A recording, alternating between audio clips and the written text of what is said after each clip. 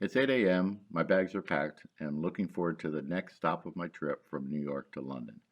As I finish up my coffee, I see an email from my airline asking if I would like to opt in to a public service program related to notifications for my trip. I accept and hear my phone ping with a message alerting me of the health and wellness standards for the airport and the state, as well as information related to construction happening at the airport. While I'm contemplating the best way to get to the airport, I receive another SMS providing me with the current traffic, schedules for several mass transit options, and suggested departure times from my hotel. Based on these options, I decided to take a rideshare to get me to the airport. After requesting a car, I gather my bag and do a last-minute check that I have everything. To assist me with this process, a text comes through reminding me of the needed documentation. Close call. While I was checking that I have my TSA approved license, I realized that I took my personal credit card out of my wallet to order a gift for my new granddaughter. Replacing that card in my wallet, I grab my bag and my rideshare pulls up. In the car, I sift through some emails and receive a text outlining the upgraded sanitation and social distancing precautions at the airport.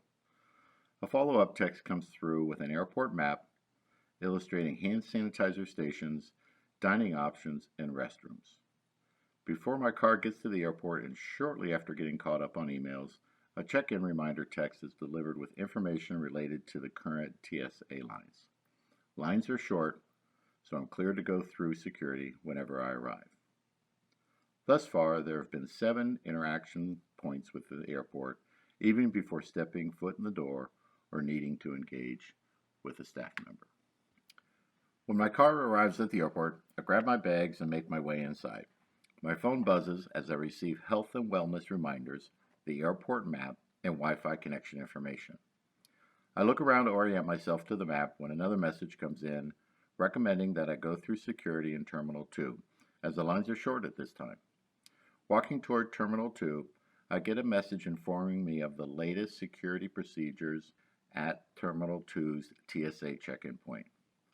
Just as the message indicated, the line for TSA was short, and because I knew the TSA procedure involved putting my belt in my bag and not a bin, I am through security quickly.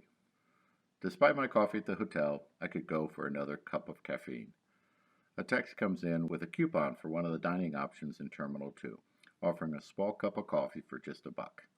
I pick up my caffeine fix and wait for my plane to pull up at the gate.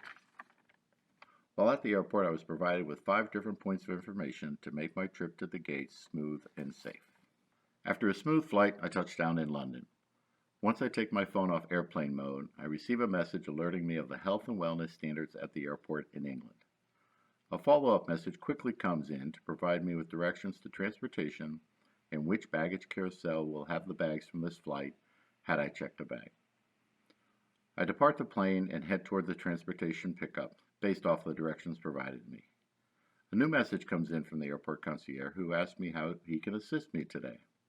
With directions in hand, I don't have any specific questions for him, and in our two-way chat, I thank him for his time. As I call my rideshare, I look back at how so much of traveling has changed. But with the convenient messages delivered to my mobile phone that I received along the way, I'm able to safely, securely, and seamlessly travel around the world. Throughout my trip, I received 16 messages to make this possible.